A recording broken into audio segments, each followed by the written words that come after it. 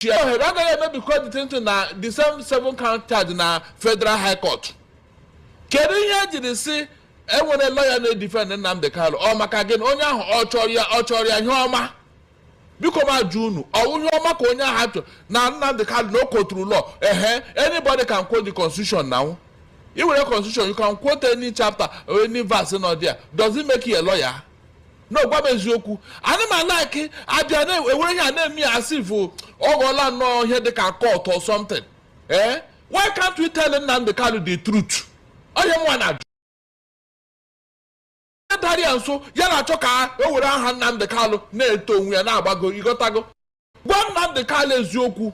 No one lawyer or who you get defend you. I didn't want to answer. I couldn't never Justice Omoto Shen and young Nnamdi Kanu. Come and put up your defense. I was I cried here. I literally cried here. See why I got Apple lawyers can guide Nnamdi Kanu each year. Eh?